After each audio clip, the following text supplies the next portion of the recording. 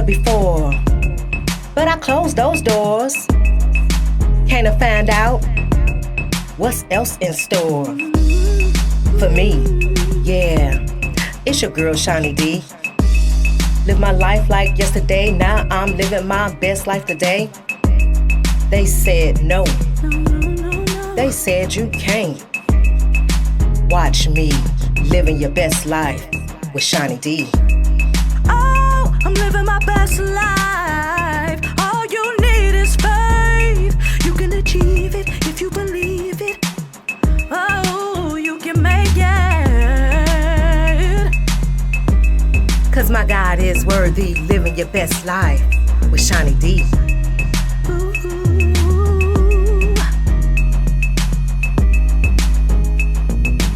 That girl can sing!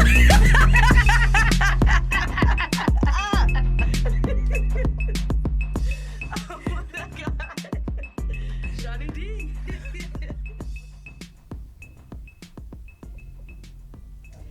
Hello, hello, hello. It's your girl Shani D, and this is Living Your Best Life Talk Show right here at Status Network on Global Vision TV. Tonight, you guys get ready for a show. And I mean, it might be a showdown. Oh, yes. So here's the thing. We have Freddie Chico guest What's going hosting on? from the Freddie Chico Show. Thank you What's for up? having me. I'm so glad you're here tonight. What's up? What's going on? I'm okay. How about you? I'm good. You guys, if you don't know who Freddie Chico is, and a lot of you do, Freddie Chico has his Facebook Live. He does, and this guy has some awesome topics, some controversy, his followers like myself, we agree to disagree, and we still do it with respect. So Definitely. that's what's up. So I invited him tonight to guest host with me for one particular topic for sure, which is Divided We Fall. And that topic became a part of tonight's show because we have Dem Girls, and I said Dem, D-E-M, Dem Girls Productions in the house. We have the writer and directors, and I am so excited about tonight, guys, because it's a topic that we have all dealt with at some point or another, or maybe not. But trust me, you're in for a show. So call in, comment, text. Our call-in number is 470-251-4707. Get ready. Don't be scared. Call in, say what you got to say. We are not going to be upset with anyone because we can agree to disagree with respect. And I want to say, Status Network, they are not responsible for the views and opinions of those that express themselves on tonight's show. So with that being said, I'm going to introduce some of my other guests that is here. We have Miss Angie Felton of Dem Girls Productions. We have Raheem Brazil, and we have Dwayne Stovall. Dwayne, we're going to talk about the spelling of your name, okay?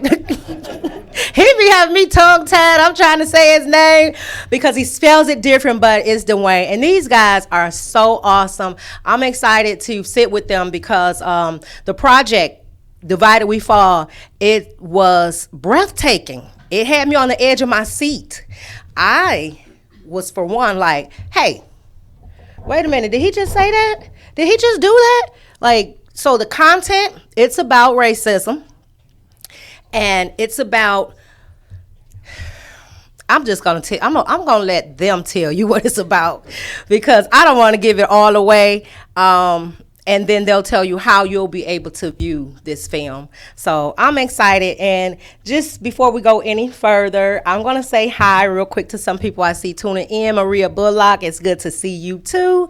I love you, sister. Hey, Mr. Tony Toomer, Miss Lavette Min, Latandra Crossfield, how are you this evening? Rockstar, what's up with you? Mr. Kenneth Hickey and Kenyatta Chambers, who also was one of the stars of Divided We Fall. She had to deal with that Thomas. She keep looking at me. Angie's looking at Freddie because we got a Thomas in the building. We may. And we will be hearing from Gotta find Thomas. out some more about Thomas first.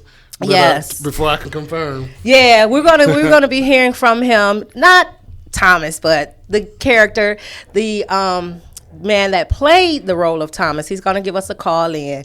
So we're gonna just talk about a couple of things before we get to the call-ins, though, because we want to hold off on the Thomason right now, okay?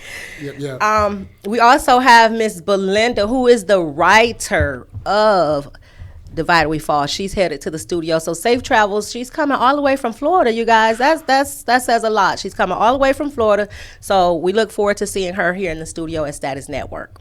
So I'm gonna start with you, Miss Angie Felton. What inspired you to be a part of this project? How did this take place? Yes, please. Belinda and I actually, we were doing another project with someone else, and it wasn't progressing. So we were just like, hey, I'm like, you need to write your own script, because I knew she was a writer, because she was writing some books. I'm like, you need to write your own script.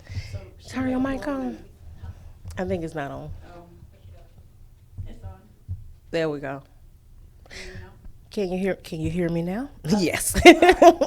So,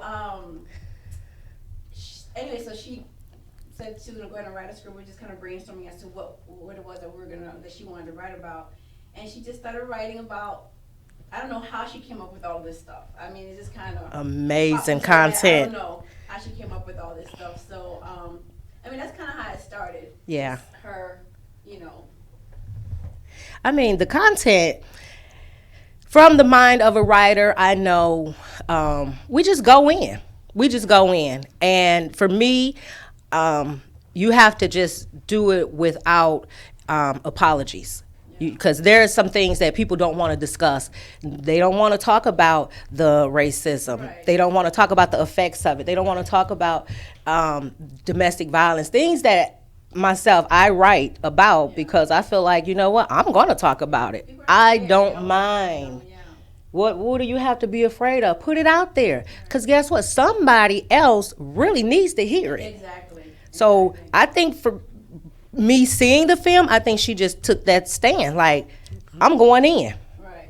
And she went in. And she had me like. Was it Freddie Chico style? It was Freddie Chico style. Because you know the Freddie Chico show does not care about the topic. Whatever you want to talk about, we're going to talk about. Mm-hmm. You know, don't run from any topic. Right. And Why? like you said, somebody needs to hear it. Yeah. Somebody needs to, or Yeah. somebody will have a different opinion to Right. different perspective. Right. You know.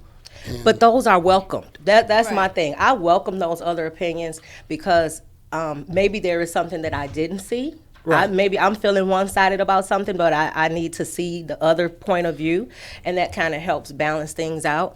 And again, we can do it with respect. Definitely. It's okay. We're grown, Definitely. you know. And I think it's something that helps too with our youth, teaching them how to be able to express yourself and explain your views without you trying to push your stuff onto someone else. Gotcha. I think that's okay. I just feel me being a mom of a teenage young lady. Uh-oh. Yeah.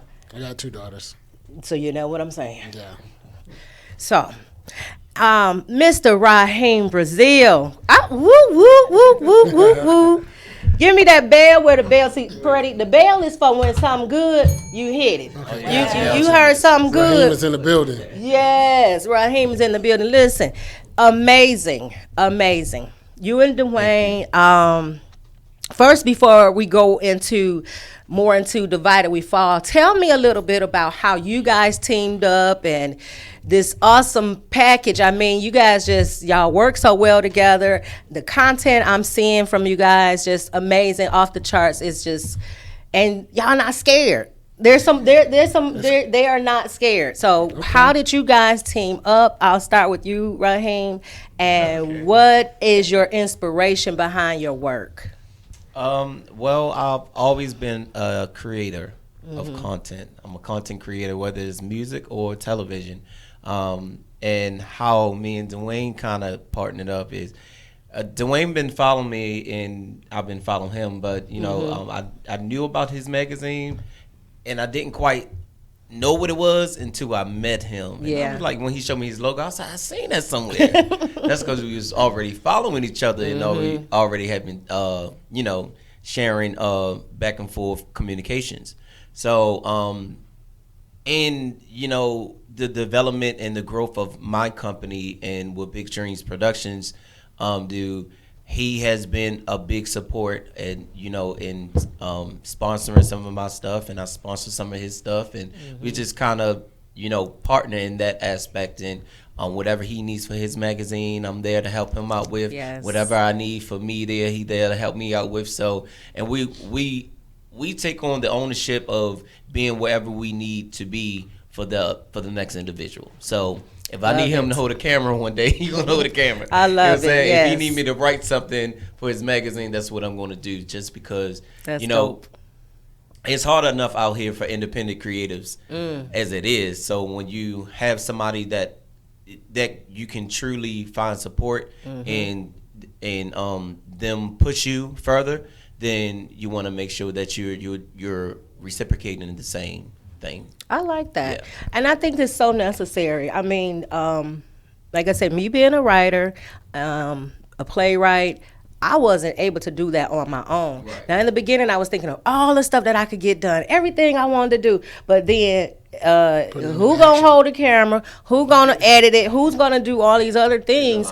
It was necessary. So I reached out to people that I knew were experts in it and who were professional. And they helped me pull it all together, and we had a phenomenal play, you know, Faceless Shadows. Shout out to my cast and all of those that supported it and continue to support. So, amazing. You have to have an accountability partner, too. So it helps when you have a like-minded person who's just as creative and want to get to that end result, greatness. Yeah. What you think about that greatness, Freddie? Greatness. I mean, just listening to him talk about, you know, the first thing he said was he's a content creator. I said that right? You said content creator. You know, I believe I am as well. And I mean, you know, there's people that can write and write and write, but, you know, to come up with, I guess, the concept first and then develop from there. Yeah. We got to talk. I'm trying to rush it, but I don't. Everyone will say that I'm the only one that does what I do. I mean, I believe I'm the first, and you know, there's not many that are speaking the way I speak. But what you're saying, I'm right there with that. You know, just being able to get out there, and I don't think nobody's saying what I'm saying. Yeah. You know, and your content, I'm pretty sure you're not like Tyler Perry, you're not Steve Harvey. You are Raheem. Right. You know, That's there you it. go. That's it. And I love that. Being you, being authentic, being yourself. I posted a picture, a selfie the other day, and I said, I am unapologetically me. Yes. I'm me. And, I thought Probably me. That was probably me. yeah. Rookie in the game. You know, I'm Hit that still working table. on it. Yeah. But I so get it. Now moving to the other great person in this room with the different spelt Dwayne name. Dwayne, what inspires you to ooze all this greatness? I mean, talk about your magazine and the things that you have going on with that. Well, first, I just want to piggyback a little bit off of what Raheem said and just kind of give a little insight on how I see it. And that is having faith in your vision. So I think that's the first seed that you plant. And as you continue to water that seed, it grows. So with Raheem Brazil, like Raheem, he has multiple things going on. Raheem, everything that you see Raheem do, he's done it by himself. From directing to producing to editing to all of the things. He's a one-man stop. Like, seriously, like if you ever need him to go and do some graphic design and flyer creating. I've been following him. He's done I'm so like, much. okay. And so the merge, you know, as the relationship grew and me learning about the things that he's done, you know, with the production, I started to learn things with the production. And so I kind of got my hands into a little bit of that. Like my thing was media, you know, and people. I'm a people's person. I love, finding out their stories and trying to figure out exactly what's the better way for them to tell it. And so that's where LUL magazine came in, which stands for Let Us Live. So it's a lifestyle, all-inclusive magazine where I create a safe place for people to talk about their different stories. I love celebrities, but I love people more because before they were celebrities, they were people.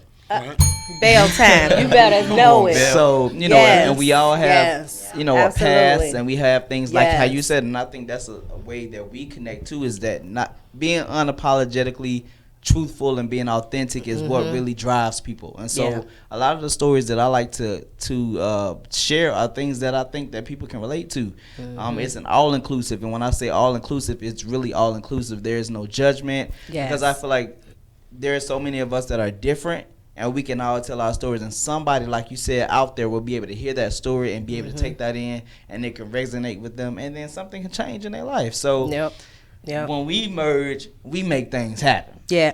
Oh, K-Ron said hit it 3 more times. 1, 2, 3. We got you, K-Ron. We got you. We paying attention to you out there. Yeah. So we definitely want to say thank y'all for just having us out here tonight, to speak about the different things, because we are independent.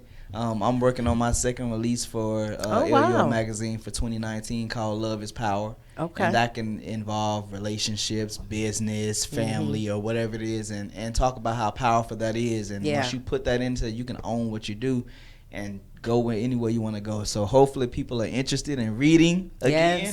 Yes. Y'all hear that? Y'all hear that? It's amazing. And I like the fact that, what you say, let us live. Yeah, which is let us live. Brand right on I the love hat. it because some people, unfortunately, some people won't let people live. They won't let people be great. I know we've all heard that. Just let me be great, but that's for real.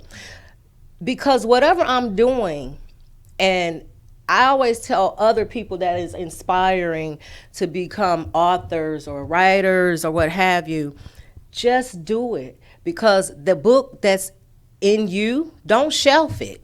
Right. Don't shelf it. Somebody else need to hear what you've written about. Somebody else need to hear that content. And there may be another person that's like, oh, wow, you know what? I just can't get it right.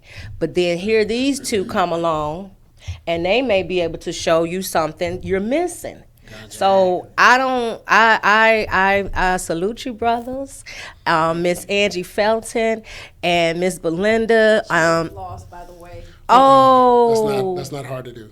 It's coming from Florida too. Well, yeah. I mean, she was on a cruise, so she was driving. So I'm trying to text her, and she is putting her up at some church. Oh. What is she coming up, 75 or? I'm not sure. Well, we're gonna help her find her way.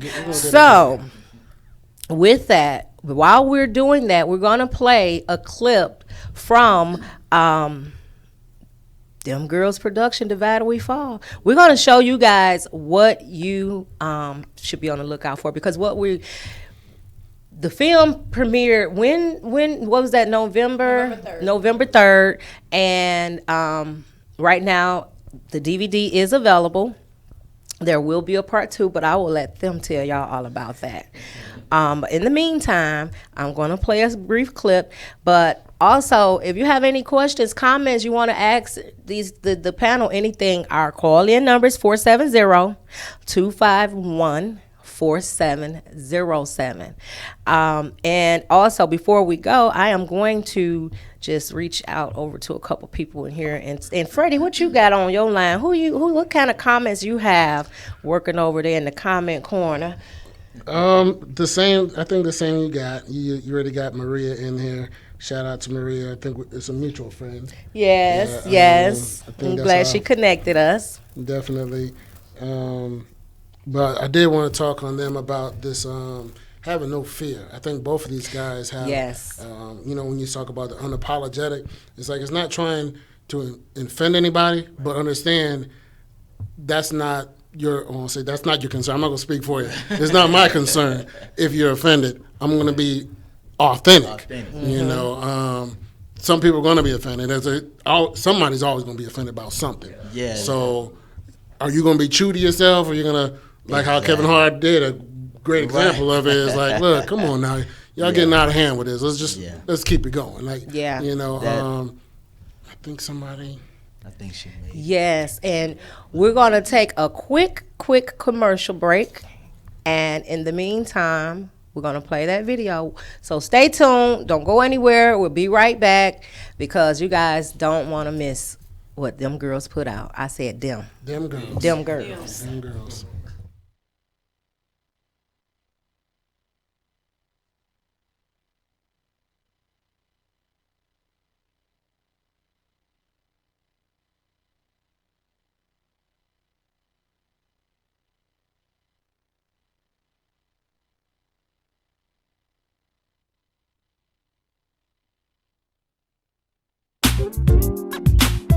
Bang, bang.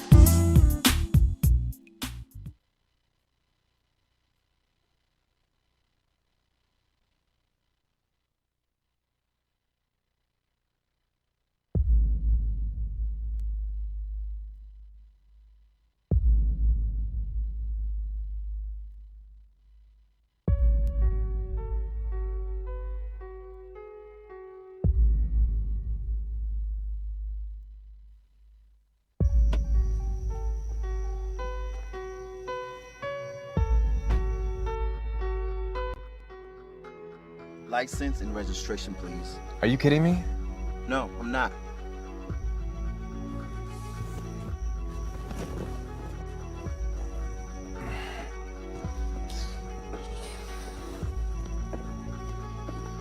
What is wrong with you? Seriously, I'm starting to get concerned. You will not keep disrespecting my husband. We won! It is time to make America great again, and this is the president that is gonna do it. You go from ghetto to wetback? What's wrong with you? You're not gonna disrespect her like that. Yo, Derek, you lost your damn.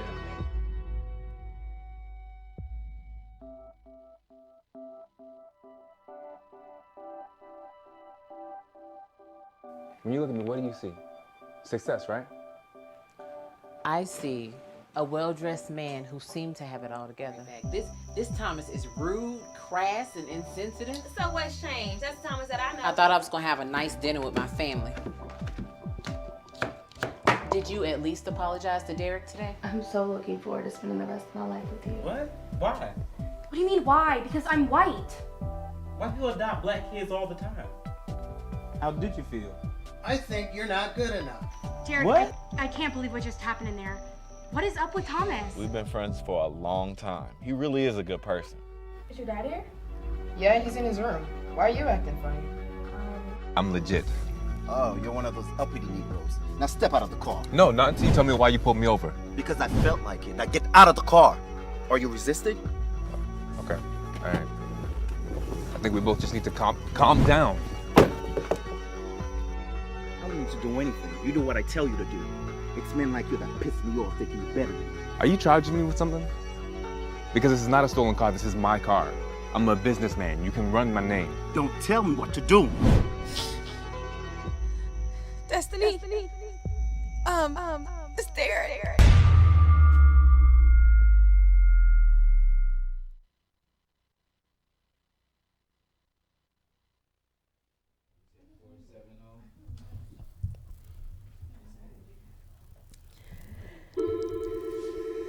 Hello. Welcome back to Living Your Best Life, you guys.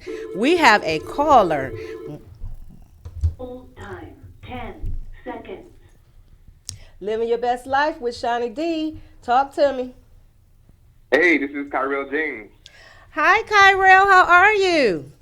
I'm doing well. How are you doing? We are doing amazing here over at Status Network. And tell the people who you are, Kyrell. You're not just Kyrell. So I'm actually, I played Thomas in Divided We Fall. Yeah, and we're actually having another showing on the 15th if you guys have a chance to make it out. Well, you know, and you guys out here is also on DVD. With Tom, I was going to say Thomas. Kyrell. Tell us a little bit about. I was convincing as Thomas. I know, and you know what? I was mad at you. I was so mad at you. I had to remember this is just a movie. But you know what? That makes me happy. So That means you did your part. You really you owned that role. It was amazing. I was upset. I just was like, this guy can't be serious. But I think maybe all of us have a little bit of Thomas in us. Tell the people about the role of Thomas and how did you get into character for that? So the role of Thomas, actually, for me, it was easy to get into this character because I say all the time that you have to truly believe what your character believes. Put yourself in their shoes, and nobody goes around thinking that what they believe is wrong. So everything that this character portrays, he truly believes that this is right. And I think that I have a similar outlook on life. The things that I believe, I'm convicted of, and unless you can convince me otherwise, then why should I listen to what you think? I'm going to go with what I think, right? And that's what Thomas is at heart. Wow, Freddie, you over there saying, you nodding your head. You want to say something to that brother? Good to talk to you, Thomas, a.k.a. Kyrell. Because I've been told I got a little Thomas in me, so I want to know a little bit more about this Thomas. I like looking at health ratings at restaurants. If you gotta be, I'm skeptical. But you know what? This is where I differ from Thomas. If you're looking at health ratings, a lot of the best food comes from those hole in the wall restaurants. It's so good. I'll take your word for it. But you know what? I also eat food at gas stations, so maybe See, you are not Thomas. Right, not Thomas.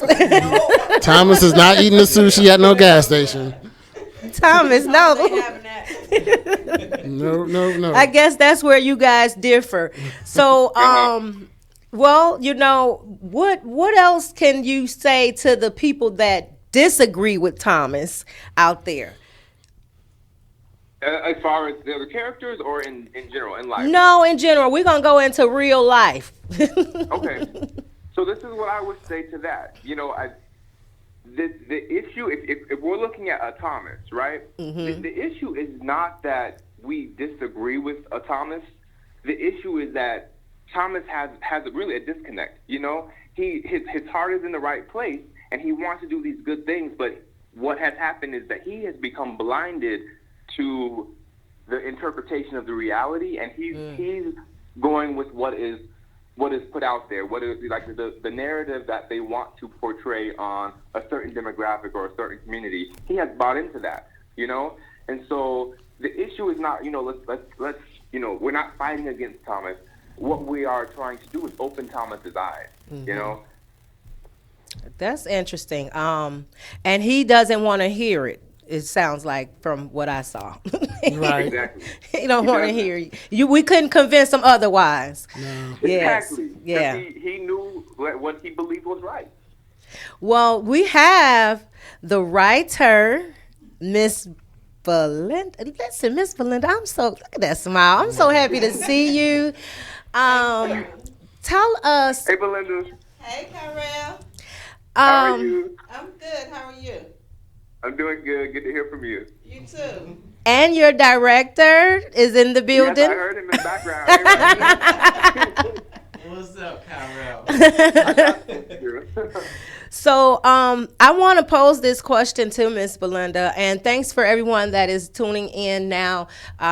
She is the writer of Divided We Fall, an amazing project that I had the opportunity to go and see the premiere, and just let's say she left me saying, okay, what's next? Like, when's part 2 coming out? So I wanted to talk to her about a couple of things while we have Kyrell on the line, because I wanted to ask, how did you pick your cast? Like, how did you come, to that point? You and Raheem together, I'm sure, teamed up and worked together on that. And how did that process go? Well, we teamed up, and we had 2 auditions. Okay. I'll put your mic up. And so people came in, and I pretty much went with my gut. I went with my gut, and if it didn't feel right, some people we said, well, can you try another role? Mm-hmm. And they fit that role better. But it was mostly a gut feeling. I know that feeling. Yeah, I know that feeling. So, Raheem, what was your take on that? Would you say you agree? Did you have a different spin on the way you cast, or? For me, I wanted to make sure that she had the final say so because this was her baby. But for me, I was looking at it was more so at the professionalism part, at what they gave me in front of me. If I believed it, then I know that the world will believe it. So Okay. I was more focused on the talent and Yeah. say, did they come in here and give it their all? Yeah. And that's something because if it's believable, as being behind the camera, how the people that will get the chance to see it, I know that all too well because sitting in the audience during my stage play and watching the oohs and the ahs and the what and the tears, the laughter, I said, okay, we did it. We did it. So thank you guys for coming out and just, sharing your experience with this project. So Kyrell, thank you for calling in. I wanted you to hear a little bit of that while we're here live in the studio at Status Network. And I can't wait to see more from you guys.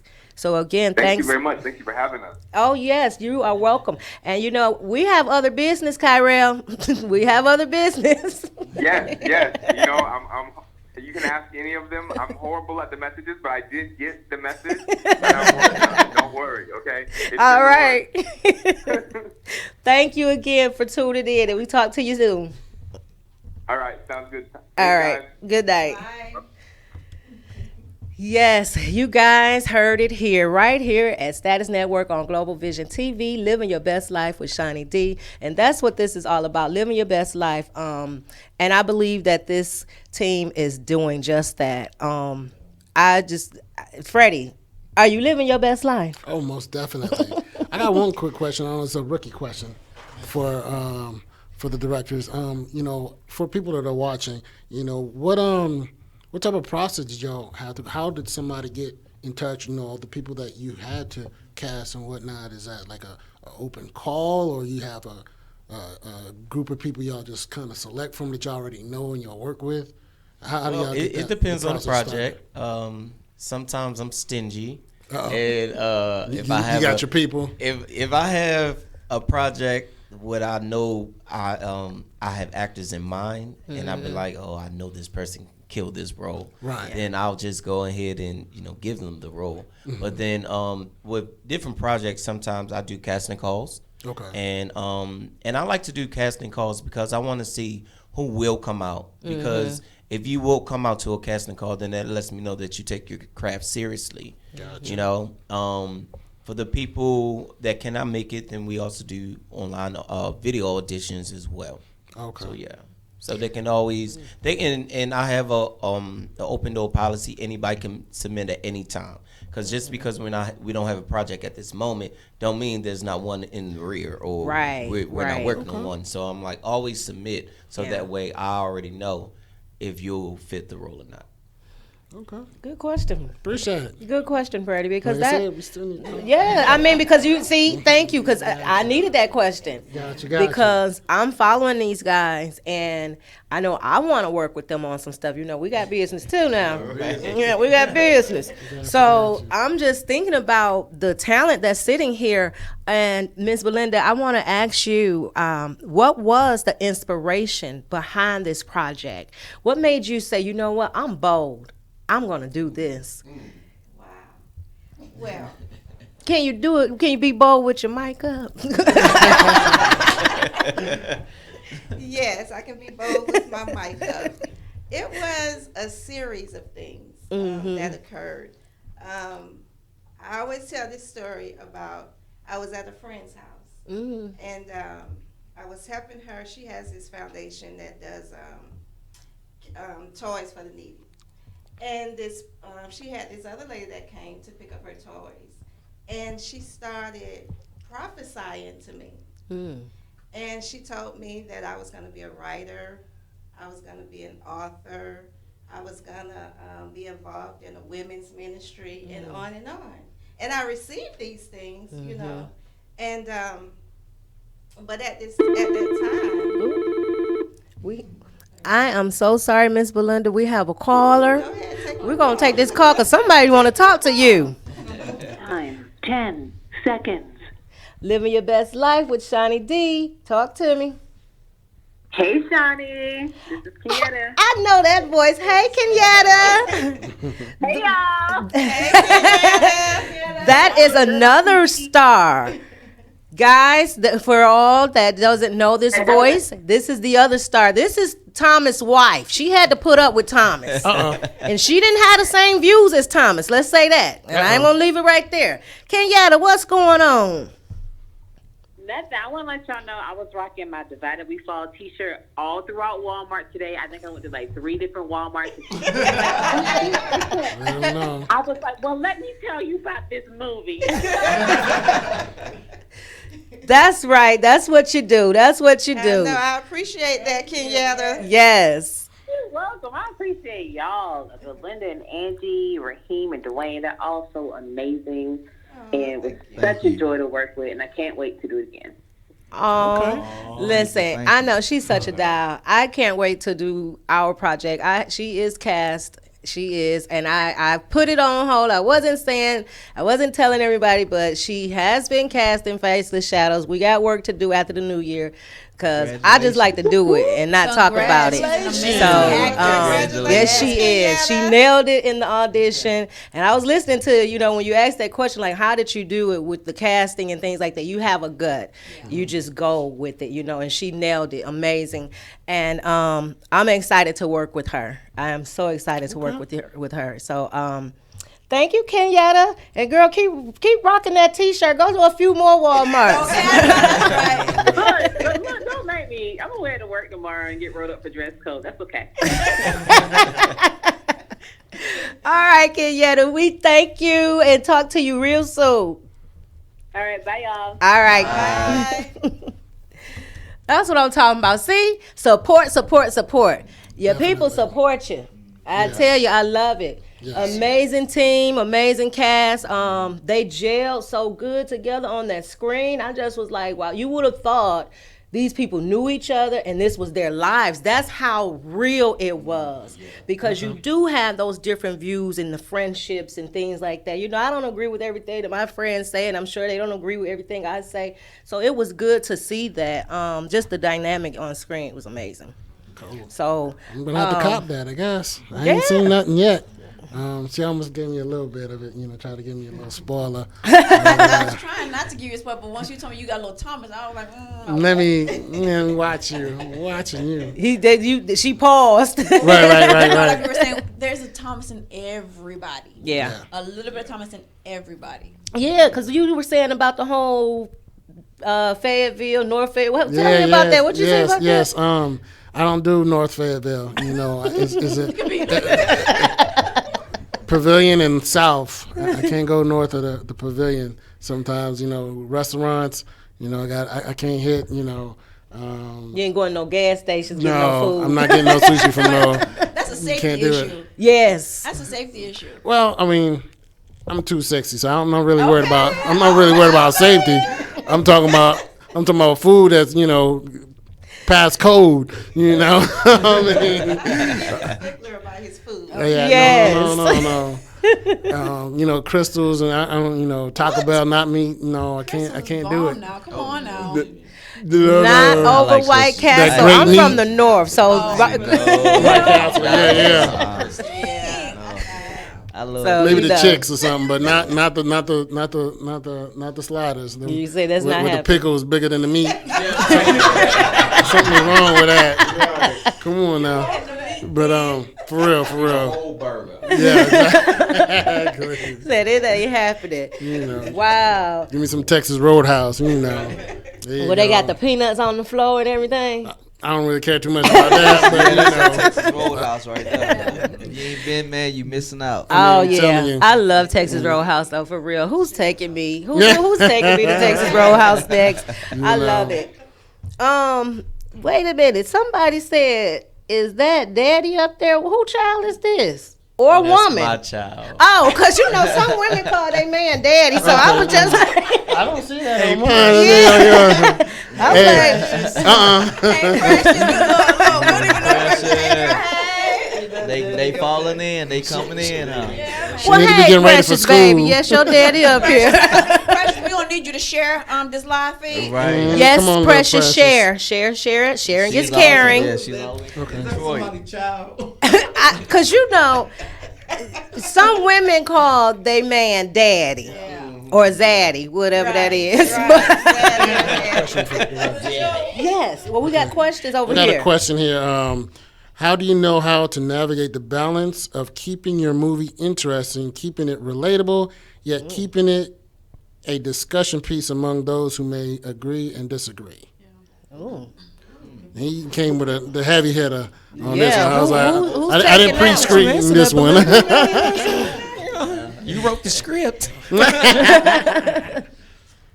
And keeping it interesting. When I wrote from the heart, and I felt like the things that I was saying was going to be relatable to everybody. Okay.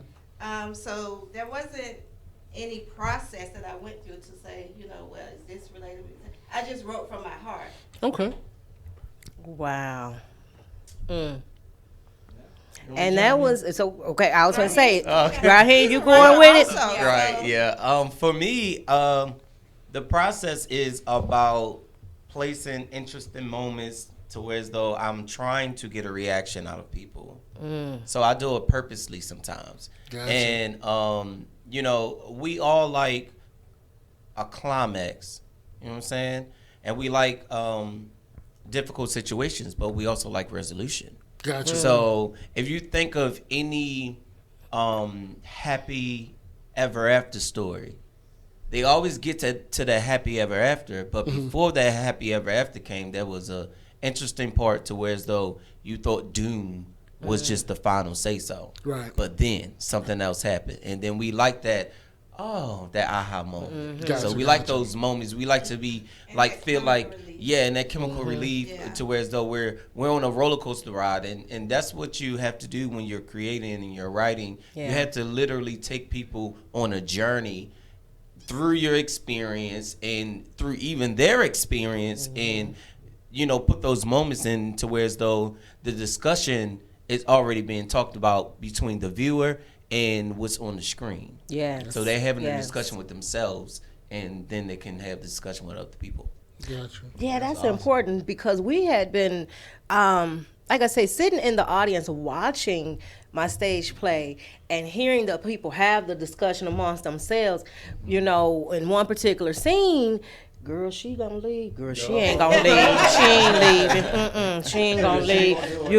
So that was amazing. And I was sitting way in the back, like, some people, they didn't know at the moment I was the writer. They didn't know, and it was just like, But it makes you feel good. Yeah, because I talk to the TV, and my daughter get me all the time how they can't hear you. Yes, they can in my mind. Watch. See, I told you she was going to do it.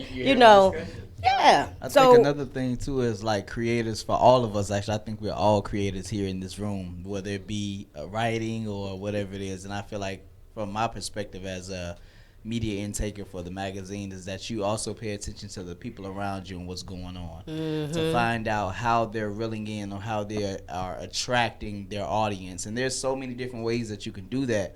And being involved with Divided We Fall and Belinda then was also another way for Raheem and I to also kind of see it from another person's perspective and see how much time and effort that Belinda put into this particular script. And so as we continue to work with them throughout the whole process, we got a chance to see something different. And it just makes you grow as an individual, and elevate to the next level. You know what I'm saying? So when you start doing that, you start paying attention to so many small details to figure out how can you make your project better or how can you make it different from the next individual. And I think that's what helps carry us through.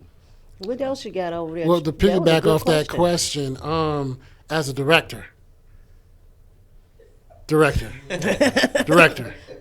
both of y'all, how are you a strict?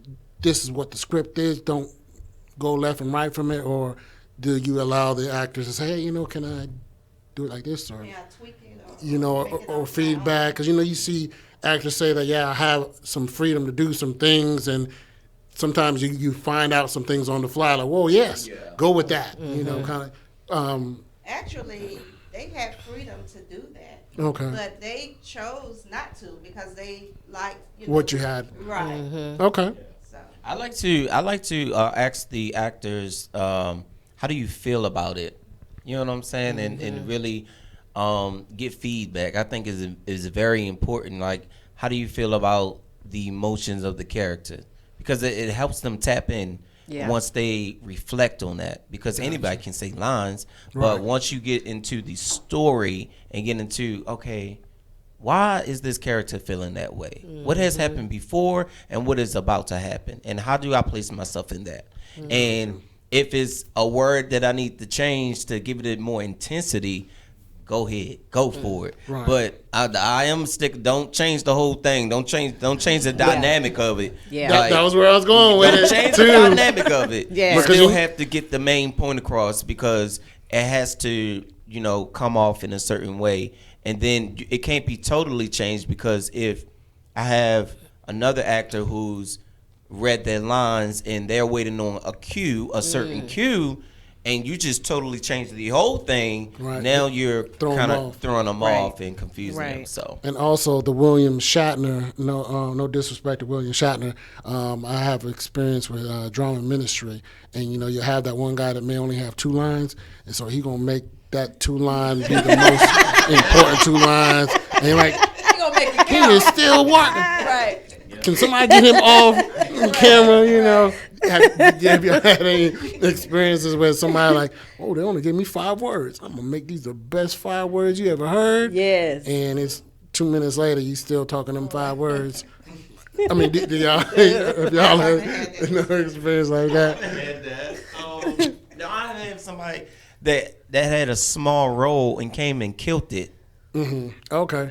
And it was like you would have thought this person was just in the whole series, but they came and they knew it and they killed it. And Gotcha. you know what I'm saying? That made me want to give them a Another larger role. part. Gotcha. Yeah. Throughout that next, wave.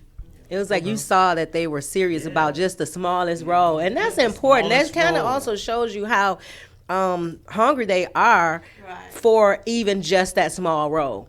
I'm gonna go in here and upstage everybody with my 2 lines, and that's okay because I feel like that's them bringing out their greatness. I think that's pretty dope. What you think, Freddie? Definitely. Shout out to Word of Faith Love Center Drama Ministry. That's where my roots come from. But yeah, definitely. Because like I said, we have some stories where people are like, "That is not your lines. What are you doing?" And they feeling it because they know they about to leave. They got to get off stage, so they want to get a little bit more in there. And so now the other dudes got to wait for their cue and that. I don't want to talk over him, but when do I get to start? Right.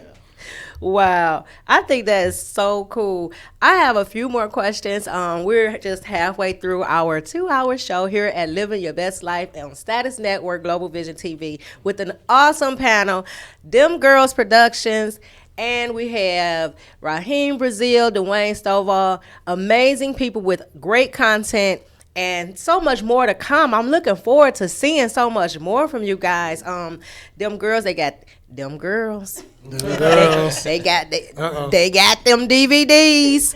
But I just wanna I wanted to ask you, each of you, actually, this question is to each of you. If there's one person you can work with in the film industry, who is it and why? And after we after these questions, we're going to go back to our comments corner over here with Freddie Chico because I see we had a couple more tuning in and they have some comments. And don't forget, call us, 470-251-4707. But, Miss Valinda.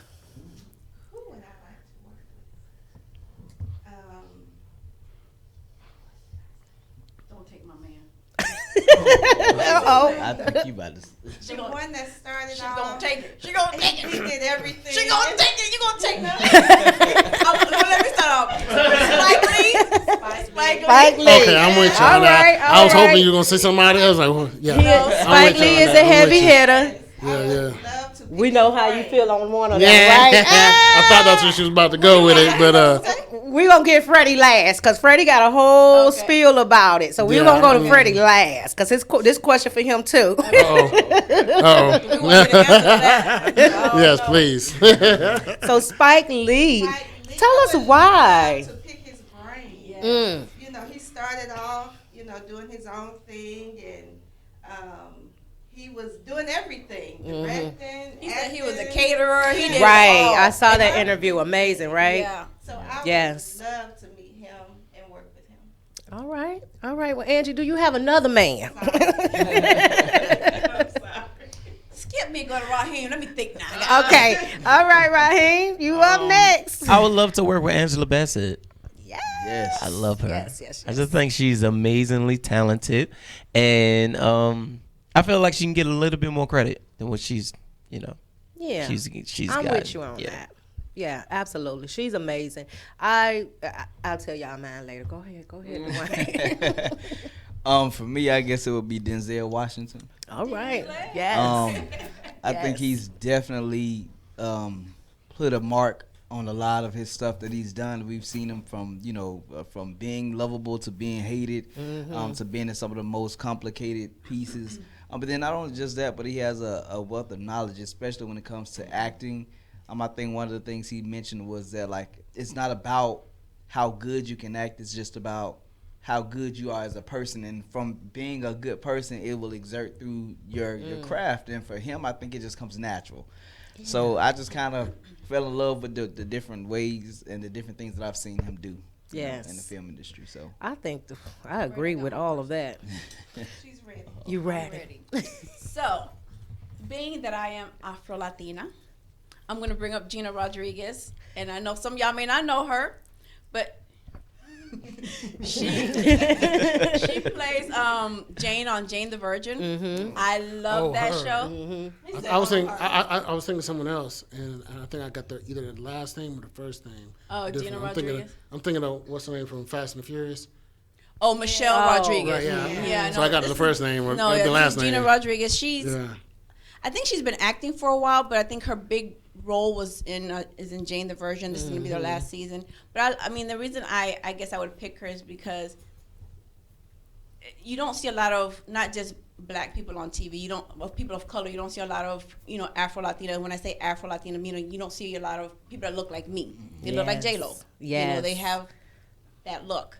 So that's who I want to work with. Gotcha. Well, I'm gonna let you go ahead and you pick your person, and then who you want, who you don't want to. I'm put Freddie on the spot. I don't think they're ready for it. We ready. Living your best life. Well, I'll kind of co-sign with him as far as the Denzel Washington, but Antoine Fuqua. Yes. Outside Training Day. Equalizer 2, Equalizer 1.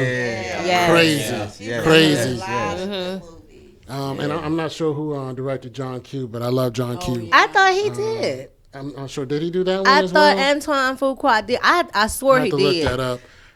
But yeah, those. But Maria said, "Oh, here we go." Yeah, Maria, she already, know, right? She already know where I'm gonna go with this one. But one out, and like the Freddie Chico show, I don't unapologetically is the best. Unapologetically, I would never, ever want to work with Tyler Perry. Why are you gonna say that? Why? Steve Harvey, Michael Bazin. I don't even know if he's doing movies. Well, T.D. Jakes. I think he's done some movie. What was it? Thou Art Loose. Thou Art Loose? Yeah, can't do it. Can't I'm do it. cracking up because... I'm just saying. And Maria, no. You gonna give us a reason? Because he is very one-sided, very biased. There's no... how someone can say, I can relate to what happens in his movies. There's not one movie he's ever done where I can relate to one of the guys in the movie. I can see a lot of the stuff that I know people that act like those people in the movie, but nothing that ever represents me, people that I run with, my circle, my family. And it's like, it's one thing to say, okay, yeah, that's a different perspective for the first movie. Second movie, third movie, okay, come on now. 10 movies later, we still saying the same perspective. Yeah. So, I mean, people like Maria will be like, oh, man, you just hating because you make all this money and all that good. Not all money is good money, So he can come walking in this door and like, I'll let you know. I mean, and that money was good money over there at that Walmart. He paid them them landlords. That's still a trick. You know what I mean? He need to come up north. Why you gotta be down It was like Union City or somewhere. Union City? Yeah, I think so. I think they said Cleveland Avenue. Cleveland Avenue right here, Walmart. That come up to East Point Lawrenceville or one. something. Wow. He ain't had none on there, I'm just saying. Yeah, I thought that was the one he was at right here across the street. But yeah, still don't impress me. Y'all see why I had Freddie Chico up here? Because Freddie Chico, he's unapologetically Freddie. And I know my people know. Listen, They'll get on me. It's like one thing that I said, especially some other topics that I've had where people are like, oh, man, you kind of a little mean or insulting somebody in this area. It's like, I'm not going to lie to you. I'm not going to sit there and sugarcoat it and say, hey, I think all them preachers that went up to talk to Trump, they were brave. No. I don't care. Freddie, I mean, half of them I don't even know. He tells that's his opinion. Definitely. Maria said 5, 4, 3, 2, 1. She knew it was coming. Boom, it's coming. As a matter of fact, I've actually come up to some of these same preachers that went up there and talked to them one-on-one because I've had,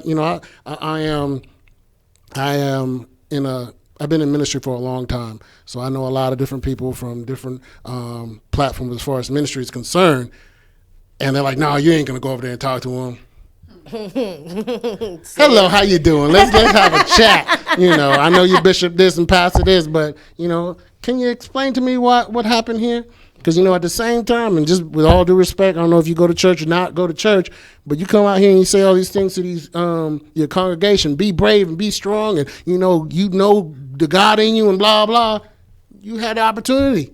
What happened? Y'all kind of, I don't care. I mean, if Barack Obama came through the door like, hey, how you doing? I got a question to ask. I don't get starstruck. I don't get starstruck. You know what I mean? There it is. So. And listen, truth is being told here tonight on Living Your Best Life talk show with Shawnee D and my awesome guest host, Freddie Chico, of the Freddie Chico Show. You guys, I tell you, when I started following him, I was like, you know what? You got to come on. Because I don't mind somebody that's going to just say what it is. That's what they say. That's how they feel. And it's okay. And we can all do that in respect. Definitely. And understand, a lot of times, and I'm a military, 6 years Army veteran, and thank you for your service. You are welcome. It's very awkward when someone says thank you for your service. I'm like,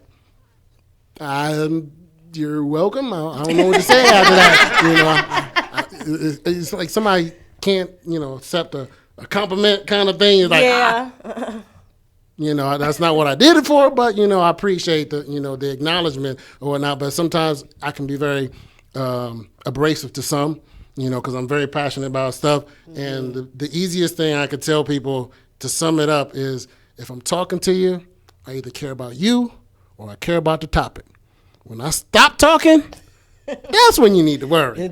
So keep me talking. No longer care. Like, hey. You no longer care. Yeah. Well, this has been an interesting start into our next hour, and I mentioned that because I knew you were going to have so much to say, and that gives people the opportunity to follow up, give us some feedback, comments, call, and we got a couple of them coming in. What you got in your corner? And then we're going back to the panel because I have some more questions for them. Definitely want to shout out D Smalls is in the building. Walter Downing, shout out to you. K South, my antagonist, Tyler Perry fan, shout out, I see you in there. And who else was in here? She left.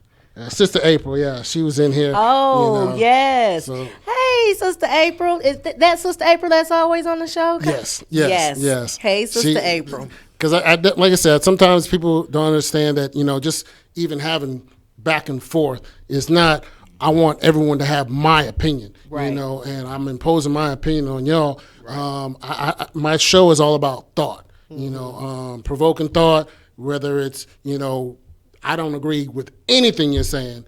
Okay, we just agree to disagree. But I'm not a bully to you, and I'm definitely not going to allow nobody to bully me. Mm-hmm. But I do it in love sometimes. He said I'm sometimes. peaceful. It's fun. It's fun. It be funny. Sometimes I just be there for the comments. I'm telling you. Gotcha. Y'all gotta check it out. If y'all get some time. Yes. So listen, I have another question.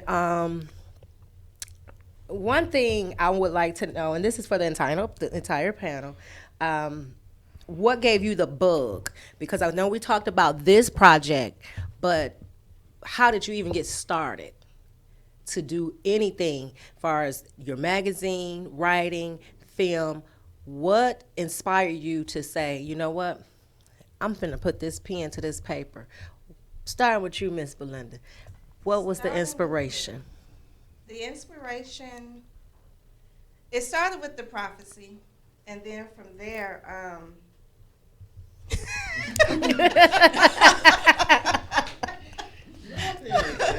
shout out to the number one producer, number one, Yannette. Keep us on our toes. Yes, she do. Angie and I was working on this play, and it wasn't progressing.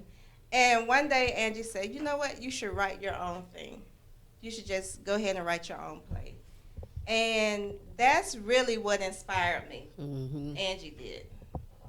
It's so good to have those types Angie. of friends. I tell you, it is. It is. I had That a friend celebrates that others. said that years ago. Shout out to you, Reed. She's more than, just a friend, but her and Arnay, shout out to both of you guys. They told me a long time ago, you're going to write this story. And 7 years later, it's like, 7 means complete. Yeah. It's like, yep, we're doing it. So that's good to have those type of friends to inspire you when they see greatness. And I'm glad that you listened. She wasn't going to let me not listen. So now, Miss Angie, she's told us a little bit, Miss Belinda told us a little bit about how you became a part of this project, but what keeps you going, like to stay involved, and what do you have going on next? Well, What do them girls have going on? Well, to answer the first question, what keeps me involved is, I've always liked this whole industry, but now that I'm actually in it, it's like, oh, it's so amazing, and I love it, and it's just kind of, I wish we can just do this all day, every day, full time. One day. Yeah. It's coming. day. It's coming. So, and then I believe in Belinda and her writing so much, because when she first gave me that script, like within the first 2 minutes, I was so mad. I was crying. I was doing all kind of things. I was just like, you know what? I got to be involved. I mean, I obviously I love her, so I was gonna support her anyway. So that's what kind of made me be involved in. As far as them girls, what we got coming up, we know Belinda's writing the second part. I can't wait. Y'all better get that first part first. Ooh. Good. Oh, from hitting the bell. Yes. Yes. Bell one more time, because At Walmart, or because you said somebody was the DVD. Yeah, tell us about that. Where can the they DVD. get it? The DVD, they can email us at Okay. demgirls2017@gmail.com. And it's DEMGIRLZ 2017. You heard that? DEMGIRLZ 2017 at gmail.com. Yes. Somebody put that in the comment section. Let the people know. Yeah, so they can order the DVD from you guys, and we'll send it to them. All right. Well, I'm telling you, amazing work. They better see part 1 before part 2 come out. Look, I just read what she has for the second part. Ooh, Lord Jesus. Well, Lord. Listen, the only thing I'm going to say, and without giving it away, one of the cast members, when I came to the premiere, was sitting in front of me, and all I know is I tapped him on his shoulder, and I was like, hey, what happened? And he was like, remember he got on stage, he said, people behind me was threatening to choke me because I wanted to know. That was me. Oh, we heard that story. Remember somebody said that Yes, was you? that was me. That was me and Miss Johnny. Hey, Miss Johnny, I love you. Oh, yes, my and goodness. Mr. James. My daughter, we was all sitting back there like, and we realized it was him in the front, and we was like, hey. And Miss Johnny said, I'm gonna choke you. You better tell me. Oh my goodness, that movie is so good, y'all. You gotta see it. But yeah, we threatened him. We did. He didn't tell it. Oh, y'all got a good one on your team. He didn't tell it. I got another question from the room. All right. And I guess because I haven't seen the movie, so I don't know if I'm doing any kind of disclaimers or spilling the beans on it. But it's like when you bring up race, do you have people that are like, "Oh, that's not cool. You shouldn't speak about." Like I guess from the clip, it was talking about one's a wetback and some kind of slurs that they were using. Yeah. That like how people can say, "Hey, you're using the race card. Why you bring the race card up?" Do you have how do y'all feel about that? I guess is what he's asking. I'm trying to paraphrase what he's saying. Without telling it. Right. What would the cast say to people who say, well, you're bringing up race?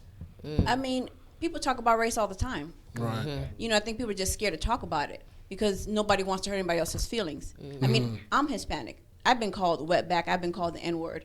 So, and it's not like it's not out there. She just happened to bring it to the forefront. Gotcha. We can't be quiet. We have to talk about these kind of things. Definitely. I agree. Because it exists. People like to close their eyes and pretend like, oh, it's not happening. And yes, it exists. It happens. So, I'm glad that Belinda wasn't scared to talk about it, even bring it up, because it's a topic that needs to be had. You have to be bold. You can't be You have to be bold You can't because be scared. if you're not bold, then you know what? Somebody else that probably had been doing these things to her, they may not say, "Oh man, let me check myself." So you have to have, I like to call them check yourself movies. Right. Check yourself content. Makes you look at you. And I definitely did that with my play. We talked about everything, bullying, domestic violence, molestation, from the standpoint that it came from someone in the church, someone who was there every Sunday on their own pew, and then turn around, you beating the hell out your son, and then your deacon boyfriend is molesting them. I was bold, and I didn't. That's intense. It was very intense. There's been Way a lot to of get videos. down with just yeah. There's been a lot of stuff. I don't know if you guys seen the recent one where the lady was going off on some lady that was there that was Hispanic and didn't speak English and it was like a Target or something. Yes. That was retarded. Right. Yes. And people actually chimed in saying, yeah, they're not taxpayers and all this stuff. And It's people like, just first of all, assume- this is a clothing store, not a grocery store. So what is she using that is government funded Right. in a Target? Right. And how can you even open your mouth and fix your mouth to say, go back to your country? Or go What back to country? where you You, came what from? what Right. country you came from? Exactly. There you go, that one. Exactly. Yeah, I'm sorry, Which is, I'm trying to- in the movie, like you didn't see the movie, but in that movie, which is why Thomas is like, go back where you came from. It's like, what are you talking about? Oh, you're gonna be stuck behind the wall. What are you talking about? Right. But Thomas, these are things that we hear all the time, but people just don't address them. They kind of just let it slide. And so I wanted to put those things in the movie to bring awareness to it. Yeah, I'm glad you did. I recommend everyone see it because I think that there's a couple people that would see themselves. And then even with that, a couple people that are afraid to speak up, I think this also gives them the okay. Right. Talk. Say it. Let's talk about it. Right. Why shy away from the things that is happening over there on Pennsylvania? Why not talk about it? You got this person doing it every day. Right. But we can't talk about it. Right. We're going to address it. I mean, like I said, everyone has their opinion, and we can talk about these things with respect. It's okay. Definitely. And if you're not writing it, somebody else is going to write it. Who's listening to it? When you have little black girls that say, hey, this white doll is prettier than this black doll because you're not writing your movies. You're not writing your movies. Right. Yeah. And I try to give a shout out to my Buffalo Soldier Motorcycle Club. As far as history, what happens to a lie when it outlives everybody who knows it's a lie? Ooh, can I hit the bell on that? Yes, I like that. Ding, ding. Yes. So, Yes. Say you it have one to more talk- time for the people in the back or they wasn't listening. What happens to a lie when it outlives everyone that knows it's a lie? It becomes truth. Right. And people walk around thinking that it's okay for Tekashi to come out his mouth talking about some of the N-word. I'm sorry, what part of the game is this? You know, and it's getting very watered down where there's a gap between what was taught or what was written maybe even 50 years ago, where I'm going to pick on you millennials, have no idea. You know, my daughter's like, oh, that's from the 80s. Not that long ago. Right. Yeah, stop playing. You know what I'm saying? I mean, y'all might not have been around, but sure, it's not that long ago. Right. You know what I mean? Ooh, oh man. Listen.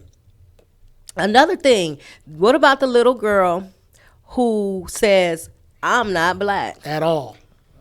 My Because hair someone is told her straight. that black My is nose not is smart. not big. What happened? Sad. It's sad. It's sad. Y'all talk about it. Let's talk about it. Well, I just think is a lot of people are dealing with a lot of self-identity issues because of the misrepresentation of what they had at home. Because I feel like a lot of it starts in the house, and if we're monitoring what our child see, hear, touch, feel, then we can kind of change their narrative, you know, and really reroute them back to who they are as individuals. And when I think the internet has crippled a lot of people. While it is a blessing, I feel like it's also a curse. Right. Yes. Because Anybody can be on there. information is so easily distributed at the touch of like that. It's at the speed of light. You know what I'm saying? And these kids are so smart, but in hindsight, they're a little dumb too. Right, because there's nobody to Because guide them. it's Because I argue with my daughter all the time where it's like, it's this. Because you got it off of Google? Stop. That's not it. That's right. That's right. True. That's right. But I have a question for one of my, and this is what I was going to actually talk to you offline about, but D. Smalls actually wants to ask you this question. He's like, for both you directors and writers, would you ever make a production that will put men, no matter race, in the positive light and show how they're underappreciated and how it affects the man? I would love to. Because I have a not only an idea but a script for that. Something I've been working on for quite some time, and that's why I say I am.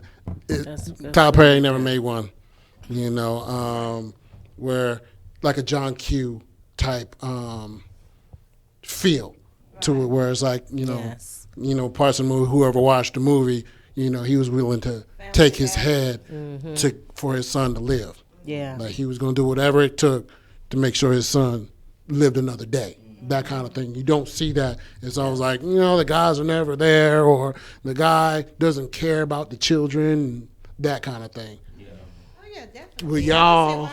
Yeah. Okay. I think we definitely need to see that again.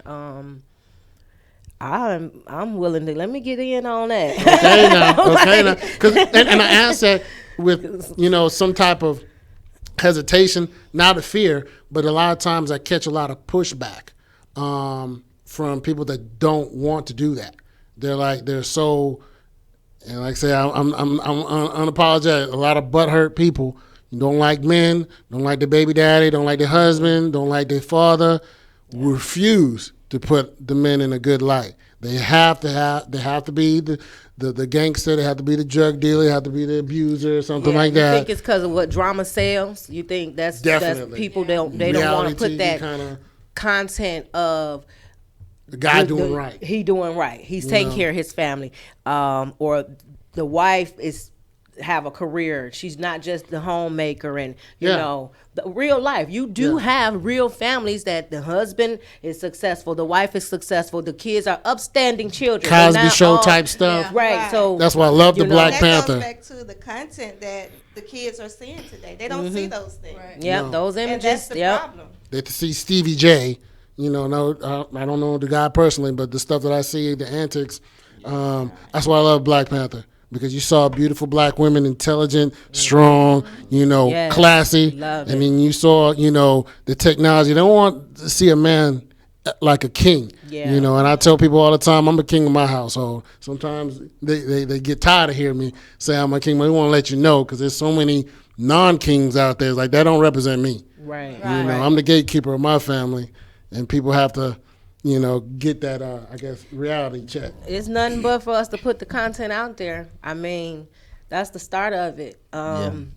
Is you having that idea and them saying, yes, let's work. Okay. All right now. I think it's definitely important. My thing is, I think access to people who are interested in doing like independent film directors and people who are independent are the ones that are interested in making these stories, because the people that already are where they're supposed to be aren't interested. Yeah. And I think that we definitely need to be behind each other's back when it comes to topics like those or conversations like those, and people who can actually tell those stories, not for somebody to make the stories up as if they already know what it is. Right. But really in reality they don't. Right. So like I get a lot of people who submit or want to talk about like these things, whereas it's the opposite, where they don't talk about the men being bad in the public eye, but rather so the women. And then they talk, and these are people that submit like stories or want to tell those stories. So I think it just depends on the environment, where you come from, and really your story. And you talk about women who can also be gold diggers, and and it's crazy, but it really is. And talking about how the dad's the head of like how Diddy just became the man now, who he's now having to take the daughters to school. Now that his, I saw that. His late, wife had passed away. Now he's actually taking them to school in the morning. So now Gotcha. he's having to relive or reconstruct the family now that she's gone. But men are just as powerful as women. Of course, women are the head. I always put them as the head, only in the sense because they're always taking care of the household. But at the same time, the husband or the man is also the gatekeeper, like you said. And I always make sure that you put him at the front or the forefront, especially if he's doing the right thing. If you're not doing the right thing, I can't say that I can relate to you because you ain't doing what I would consider a real man to do. But we Gotcha. all have our own opinions on that. There you And go. So we just have to, connect with one another to really get the right story, so that way we can start seeing people like us. Yeah. Yeah. You know what I'm saying? To be able to, to relate. That's good stuff. And I'm a big anti-stereotype, because I'll tell you stories where I have 3 or 4 shirts that talk about fathers. One that has Black Fathers Matter. Got one that, salutes me as a father from my family, my daughter, my son. And I get more negative feedback on a shirt that says, best dad, best husband, ask Ryan, Kai, and mommy, my wife. People like, black women, what? Wow. Let me ask them this, or let me verify. Are they around so I can ask them this question? That's so sad. I'm like, Nice. In the church. wow. So, I mean, sound like they done went through some stuff. You right, scorn. That one being from a positive, strong woman who understands what a man would do for them. That sounds like somebody who's just constantly being hurt and don't know how to let go and move on. Yeah. That don't even represent to me what a strong black woman would be. That just sounds like somebody that just want attention. Yeah. That's correct. Yeah. And every Father's Day, I promise you, except for this year, I get disrespected every Father's Day. I mean, I'm telling you, and I don't know if you heard it in what you said, but even that, me and you would have some conversations about, because they can't just say, Happy Father's Day. Right. They go, Happy Father's Day, if you're doing what you're supposed to do, or if you're holding it down. When they can see a woman come out of crack house with 5 kids, Happy Mother's Day. Don't care. They ain't put the crack pipe down. Right. You know what I mean?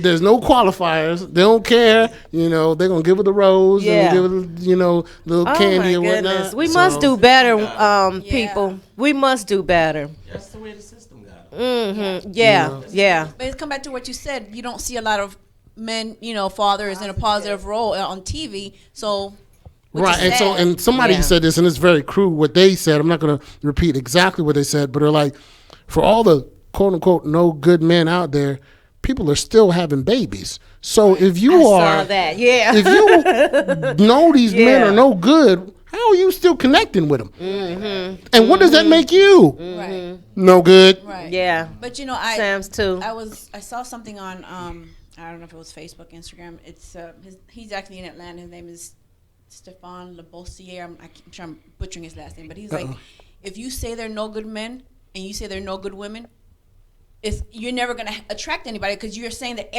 all these men are no good. No, there are some good men out there. You're a prime example. You guys are prime examples. So you know you can't just assume that all men are no good and all women are no good. And I think that comes from what Dwayne said: scorned women, hurt women. There's so many that has been hurt. They can't even know. Some of them don't know how to be loved. They don't know how to have a genuine affection. You know, somebody reach out to give you a hug. Cycle? Because put it this way, what doesn't make sense to me is, you know, people always say we got to bring awareness. How do we fix this? If we make these movies and say, hey, now we're putting it on the spotlight so people can see it. It's like, but what we're saying is that a guy who's not present is more impactful than the woman that is present every day. Now, in a 2-parent household, it is tough, you know, just day-to-day operations. But me and my wife laugh at the stuff that we see our kids do that is not verbal, but it's like, that's you right there. That's your child right there, you know. And because we're present. So, but no one ever says, hey, present mother, look at the stuff that you're imprinting on this child. But we're blaming a dude that's not there. Yes, he does have a part for him not being there, especially, you know, I think I have a special bond with my daughters that my wife will never have. And then my wife has a special bond with my son that I'll never have, that, you know, you get from being there. So I'm never going to say, oh, the men get a pass for not being there. But hey, that's only half of it. Yeah. There's another half there that is present, that's dogging out that man or doing other foolishness that no one ever saying, hey, you know, that's a problem too. Right. So good content tonight. Great conversation we are having here at Living Your Best Life. I'm sitting back and I'm amazed because the confirmation, see, it's on my mind, but the conversation that we're having is bringing me confirmation that we need to do more. We need to do better because we all in here are creators. So if we're talking about it and we have a complaint, then we have to be the ones to do it. Gotcha. And that's just it.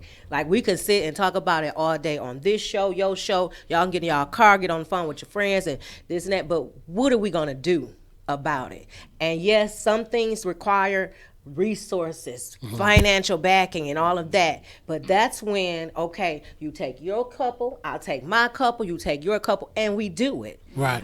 It's often too many times that I see people be like, yeah, let's work together, let's do this, but they don't want to bring their part to the table. And that's not just a monetary part.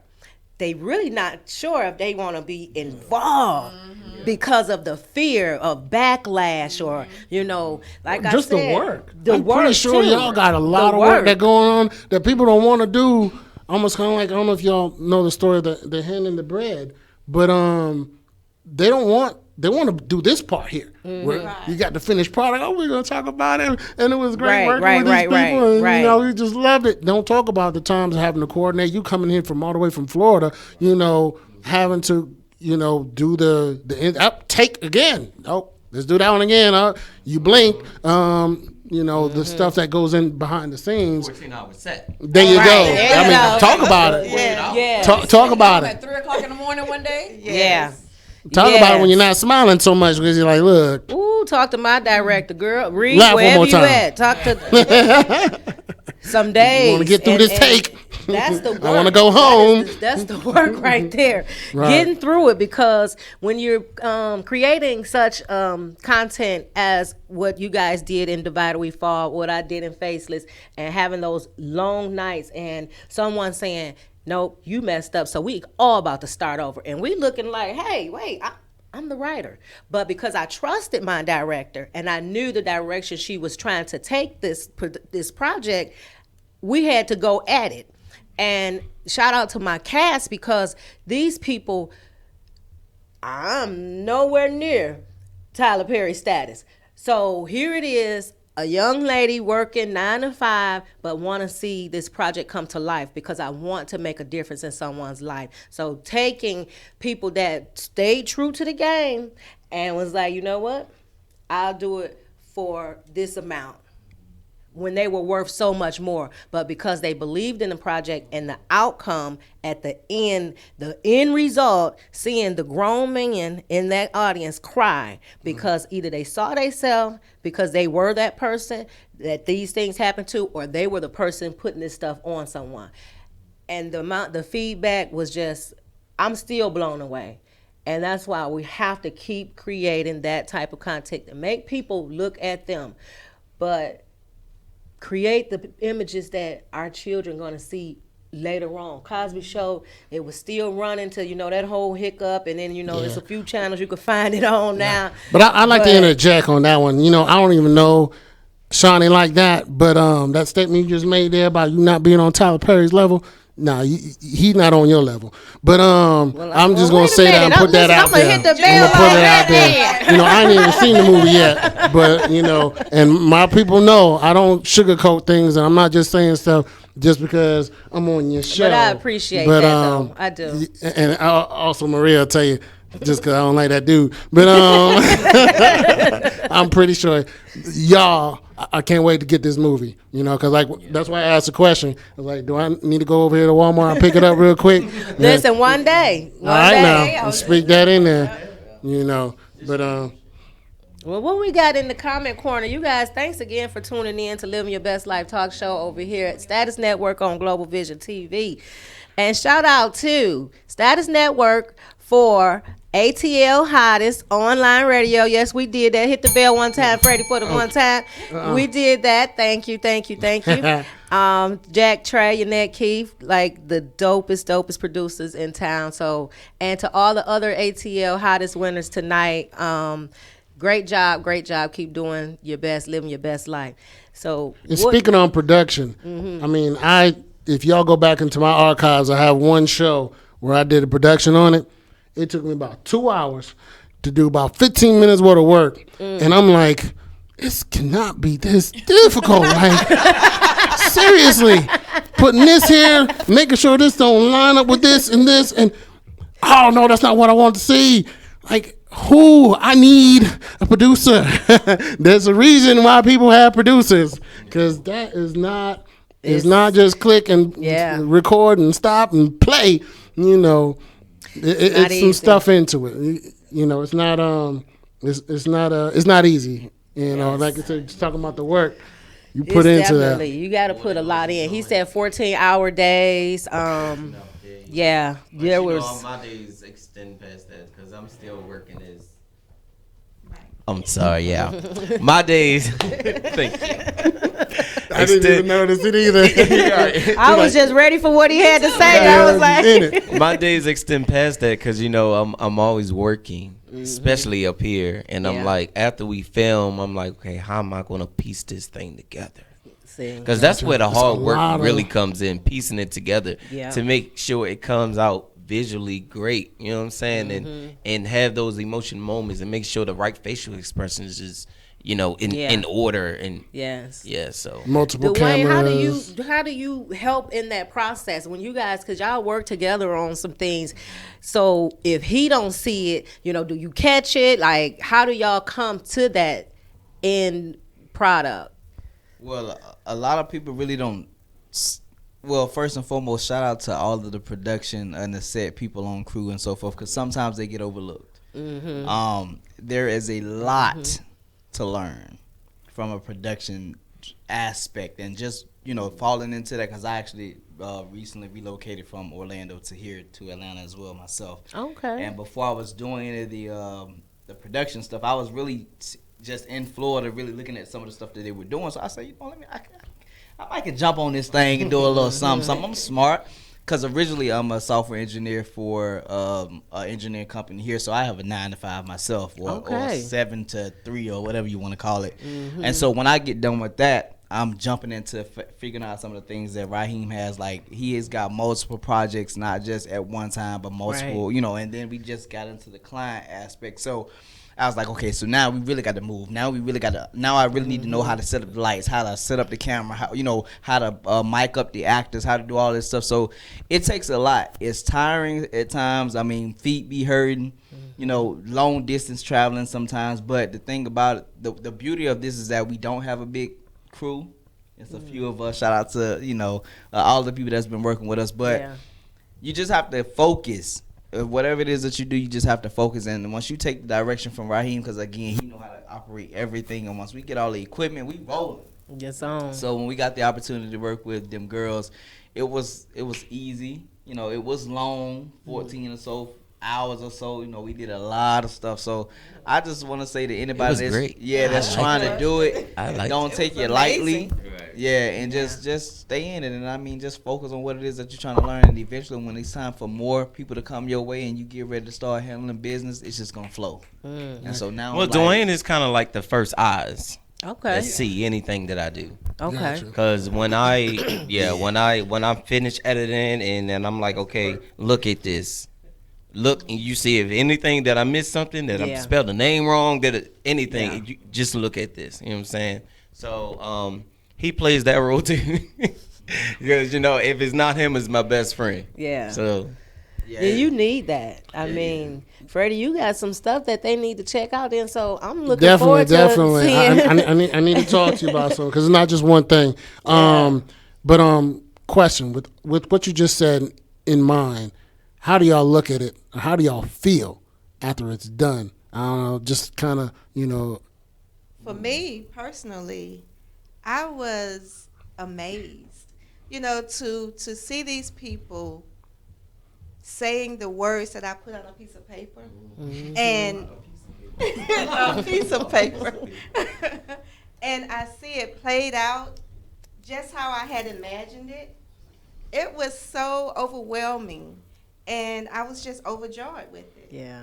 It was amazing. Oh man, I know that feeling. You. I mean, because I watch movies and you see a lot of Marvel movies that make you want to sit to the end, because they always have something else. But then when you see all these credits, and I'm like, that's thousands of people that dealt with this. You know, I can imagine if I was a part of that, and you're like, I'm waiting for. There it go. That was me. You know, that's it. I got my name in there. You know, that you're not looking like, okay, this is done, and like, I did that. You know? I'm in this DVD. You know. Whatever is credits and whatnot, you know, special things, all that good stuff. But that's, you know, the fruits of your labor. Right. You know what I mean? Even at the movie premiere, and we were sitting there, you know, these people had never seen it, and Angie is sitting next to me, and I hear them laughing. I'm like, ooh, they're laughing. You value that, like, yes, they got that joke. It wasn't. Yeah, this is a great movie. I mean, you know, because I already knew what was coming. She's like, girl, they laughing. I'm like, That's good stuff. I was gonna ask that. Who was the first person you reached out to when you finished? When you was like, I'm done. It's done. And you knew you were going to that next step. Like, well, first, what was the first that's 2-part question. Okay. What was the first thing you did, and then who was the first person you called? Okay, well, first, just like Raheem was saying, Angie was my first eyes. Whenever I wrote a scene, Angie, read this. Okay, what do you think? Not only her, but I also had my kids reading too. I had my daughter and my son reading, and my son, he's 14 years old, and he's like, no, mommy, that's not funny. Okay, say it like this. You know, that's funnier.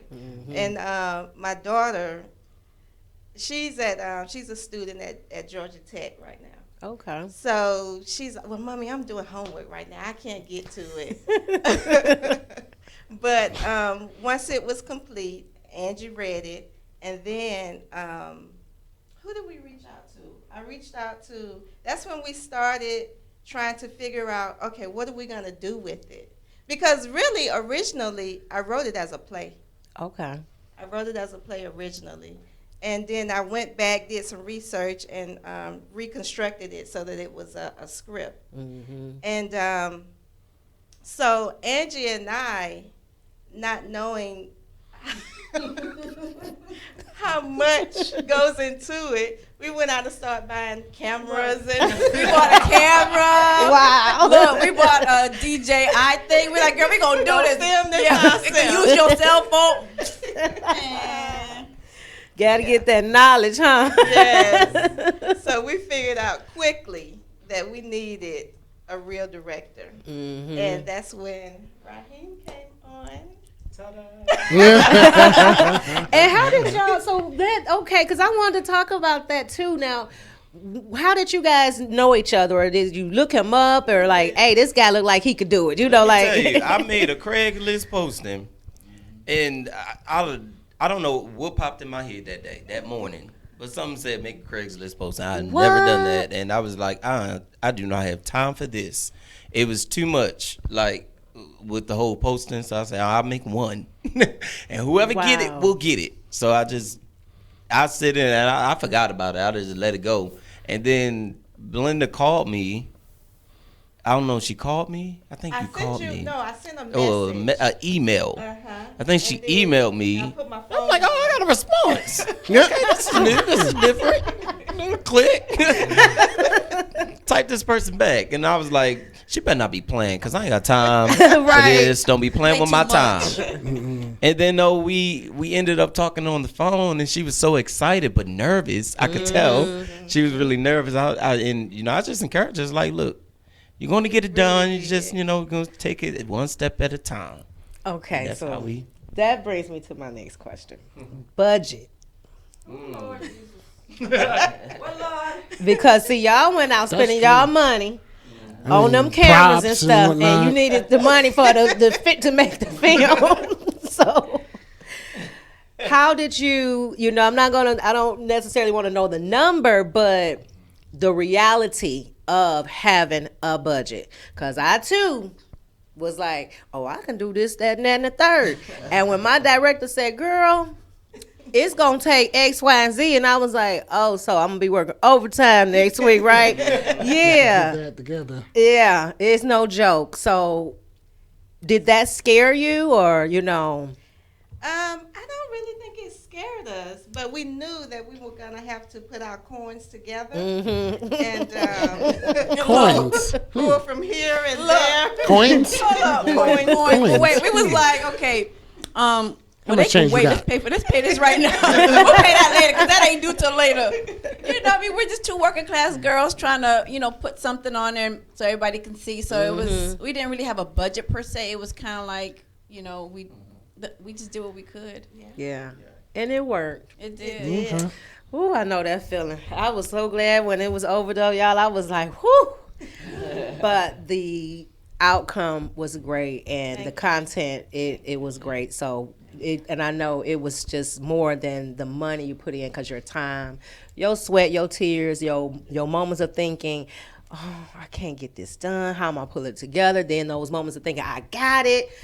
So it's a lot that goes into it. It's no joke. And you mentioned something about distribution, so are y'all still trying to get that out as far as getting a distributor to Yes, put we your would movie love out? to get it out and have a distributor. Gotcha. We're gonna submit it to the Screening Room Atlanta.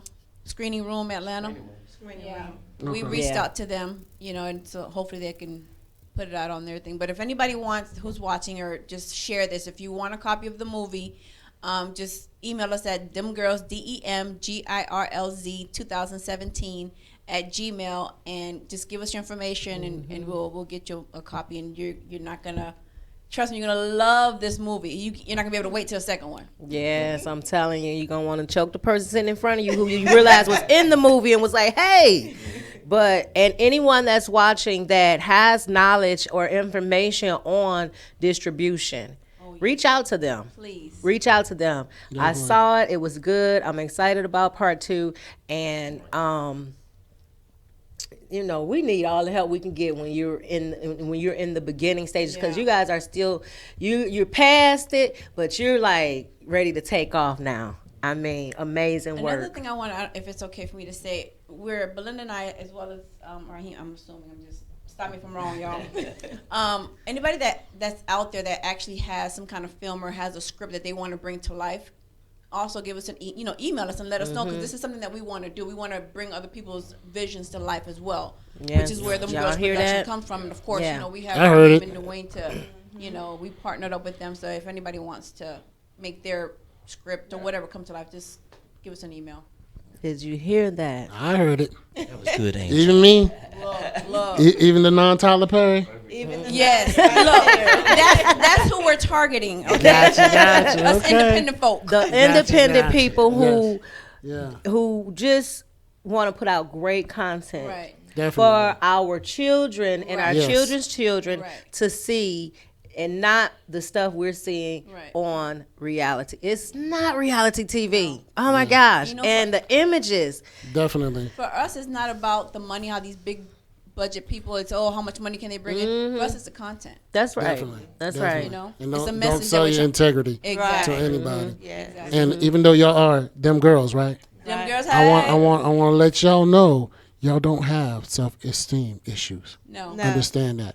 The world, society wants to say women have, and I actually have 2 daughters that I tell them every day, how's your self-esteem? Oh, I like They know. that. They know. All right, Dad. I'm good. I feel good. No one's gonna have to go out there and tell them, oh, they make me feel good. That's why I made these bad decisions. Y'all.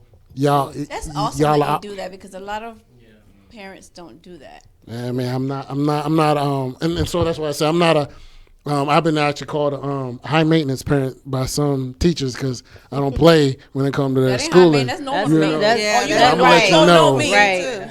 Because you have to partner with your educators. You have And to East partner Point know with your about me. kids. Right. Teachers. No, that's right. To make sure they have success. It's not just when they leave that door. You do. It's a partnership between you and the educators that's over your children's life during those 6 to 8 hours and that they're away. So it's very important. And I like the fact that you don't just say, how was your day? But you say, how's your self-esteem? Yeah. Because that's important. huge. Because when they leave that door, it's so many things coming at them to tear it down. Exactly. Especially when you have your child who may be underweight, overweight, whatever, hair not straight, hair, whatever features, the outside features, but that stuff tear a person down on the inside. So to have a parent that's backing you and checking for your self-esteem is awesome. And I mean, I know I was a runt coming up. Are you checking for your self-esteem? I know. I'm just saying every day. But I was a runt coming up, so I'm a very big on anti-bullying and whatnot. And so one thing I tell my kids, especially my daughters, is like, are they better than me? You're not scared of me, right? So you're not scared of them. Ain't nobody in there that gonna push fear in y'all. And so like I said, it's that she's 12 now, so she's heard it a lot. So she go out the door and she's a thinker. She's gonna let you know. I mean, if she's not gonna be something a lawyer, she's gonna be a CEO of something. Because she's going to let you know, no, I don't think that's correct. I'm going to need you to come correct before you say something crazy to me. Not, hey, girl, what's up, girl? I like you, girl. What your number is? You know what I mean? It's not going to work for my daughter. What your number is? I'm like, excuse me? No. Yeah, Where's that preposition? No. Right. Speaking English. No. Yeah, it's definitely important. Like how you said, though. Definitely. A lot of people don't understand that see what a lot of parents don't know is that kids battle things outside of homes. I've never understood why parents would be like, I don't understand how they figure that out. But don't you know that when kids go to school, they're surrounded by other kids who are around different environments who can still bring it to the same place that they're going. So even if they don't catch it at home, if they're going to school, they're exposed to it. Definitely. So it's about the type of questions that need to be asked to the kids as well too, instead of being like, well, I don't understand how don't you know? I mean, yeah, kids can be smart and they know how to keep themselves from different things, but if you got another child that they're around environment wise who are showing them the opposite of what they're used to at home, It And they spills over. sponges. Yeah. They sponge. They're spills over, yeah. sponges. They're absorbing all of that from each different personality, Person, each yep. different household that those personalities come out of.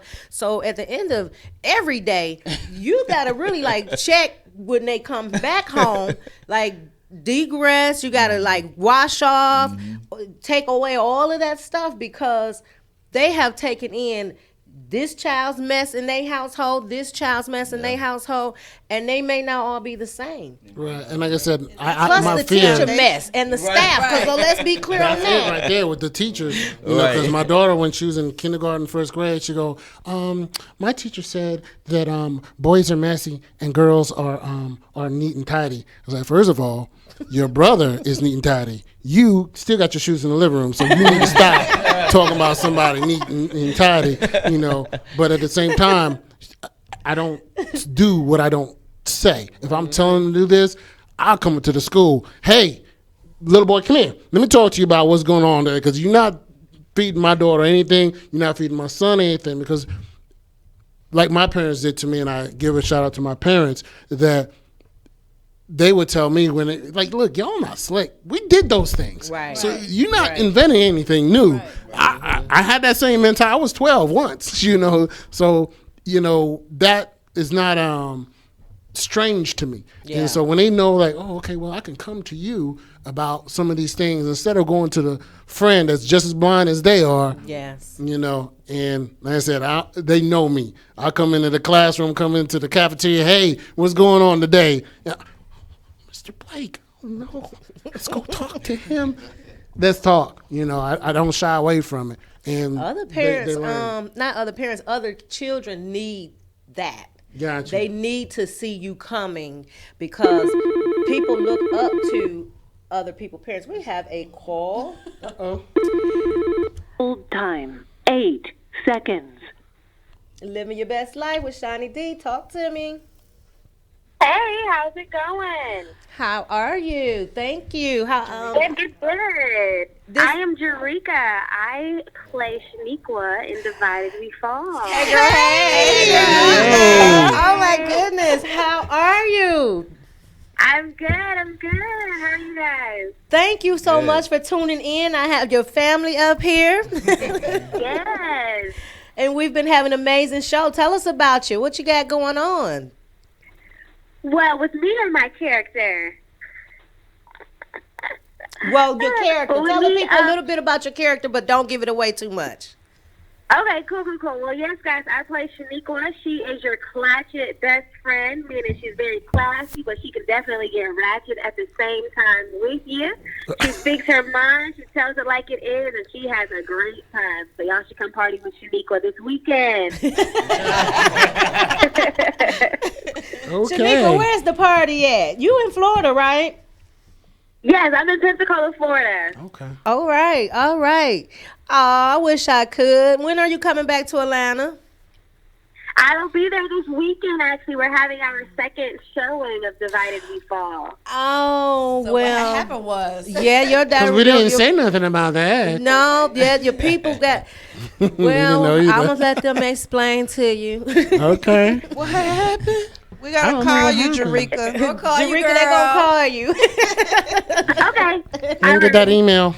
But thank you so much for tuning in, checking us out over here, Living Your Best Life with Shani D. And yes, you were off the chain. Let's just say I was like, yes, because you always need that one friend that's gonna be real with you, you know. Oh, yeah. Speak your mind. Don't never stop speaking your mind. That's the thing about Shaniqua. She didn't care what people thought. She just said what she had to say. She didn't care whether you liked it or not. Yes. Okay. Yeah, I wanted to say something, but I can't tell the people, but I'm going to let you hang up because I can't get a movie away. All righty, I'll talk to you later. All right, be careful out there. Bye, thanks for calling. Bye, Jerika. I know, I was sure enough finna say Shaniqua Bye, Jerika. Man, that was good. Y'all better get that movie so we could all talk about it. Goodness. Definitely. So I can start talking about it. I also want to shout out to Manuel Craig. He was actually my drama ministry leader at a past church, and he did a movie not too long ago. Went to his premiere, and definitely would like to get connects with y'all, with him. He's done all, like I said, all the, matter of fact, rented out a theater and, showed it. I don't know, that's probably how y'all did for your premiere. Yeah, and they whatnot. did. It was nice, too. Rookie It in was that, real so, nice. So listen, we are cutting down on our time, guys. Those 2 hours go by real quick when you're having a good time. Yeah. So before we go, I have to make this huge announcement because all of y'all need to be in the building. We are having a media mixer, and it's going to be at the E Club. Actually, well, we changed that. It's going to be right here at Status Network. Right at home. It's going to be right here at home. And amazing. I'm telling you, the last one was off the chain. So the next one is going to be January 13th, and that's from 4 to 7 p.m. So if you are in media, Dwayne, if you in film, Raheem, them girls, Freddie Chico, you need to be here. Okay. And that's right here, 777 Cleveland Avenue, Atlanta 30315. We are in Suite 406. You don't want to miss it. It's an opportunity for all that would like to be involved to get their own show, meeting other people. And guess what? We're not just going to be in this suite. Takeover. It's the takeover. Because that's what Status Network do. Okay. That's what we do. We have Power Unite. Make sure y'all here 4 to 7. Bring your business cards. Bring your ideas. Some of them I know you gotta keep to yourself because you don't want nobody taking your stuff. But you know who to connect with on certain things. So, but be here, you guys. And when y'all get here, just tell them Shawnee D sent you. And guess what else? Y'all know what else? What's going on? It's free. So you might as well. That's what I'm talking about. It's free food. I don't think the mic was on that one. What? Free. All this? All this. And I'm looking at it. Mm-hmm. No, all this? Yeah. Seriously? What day that was Wait. 13th, Hold on. Wait. All this. You're talking about the thing here is free. The free. Okay. Free. See that right there? All my viewers? Free. Yeah. Free food, free parking, free mixer. Okay. And Gotcha, because me and you are on the same page there. you'll meet. Oh, Lord, next year? Oh, Lord. Yeah, next year almost here. We round the corner. You'll meet our the owner of Status Network. You've already met the. You might as well say owner too, cause she run the show. Yannette Keith, one of the best producers here. So that's what we're doing at Status Network on January 13th. Be here. I know that someone had asked about what's the call-in number. We're wrapping it down on the show, and Mr. Melvin Toomer. Anybody know Melvin Toomer? You know Melvin Toomer? I'm sorry, Melvin Toomer, but the call-ins have been cut off for the evening for the simple fact that it's time to wrap up the show. And before we go, I'd like to ask for everyone to tell the people where they can find you, starting with you, Miss Belinda. What's your social media and where can they find you? Okay, IG is Dem Girls 2017. My personal one is Queen Bell. That's KWEEN BEL71.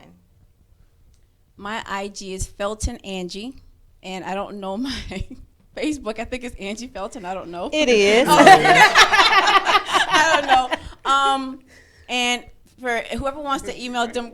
Hey, I'm the same way. You know? I don't know. So, and them girls at 2017 at Gmail. And what else am I missing? Something else. I think I said, okay. That's you. All right. Well, you can follow me on Instagram at Raheem Brazil Online. That's one I, no E's in my name, please. Also, you can follow Dream House TV Network on Instagram and also on YouTube, Dream House Television Network. Okay. As far as my personal one, mine on Instagram is Dwayne the Boss, which is DWYANE DABOSS, because I am a boss. Right. As well as if you're interested in being featured or interested in our magazine, I do have Instagram for that as well, which is LUL Magazine, the number 13. For our new release of next year, we have a few more slots, so if anybody's interested in purchasing a slot for advertisement, please let me know by Instagram or by email, which is LULmagazine, the number 13 at gmail.com. All right, Freddie Chico, take Well, it away. I'm opposite to you. I know my IG is the Freddie Chico Show, and Facebook is also the Freddie Chico Show. I have YouTube, but I don't really. I ain't got on that yet, and so people are like, I'm on the gram. Yeah, I'm on there, working on that. But I definitely want to give a quick shout out. What I told you about Manuel. The name of the movie was Holding. I don't know if you heard of that, but up and coming brother doing this thing as far as movies is concerned, and he's in the chat, so I gotta show him some love on that. But that's how you can get in touch with me. And y'all can get in touch with me right here. No, but Shawnee D, Living Your Best Life. Follow the Facebook and Instagram, Living Your Best Life Talk Show. Next time, December 23rd, Keita Boo will be in the building. She's awesome, y'all. She got that music. I want to connect her with you guys on that, too, because that's a whole nother story. We're going to talk after the show. But thanks for tuning in to Living Your Best Life with Shawnee D. And almost happy holidays. Almost there. Almost. Check us out just January 13th. Peace out. Peace out. Bye. Bye. Bye.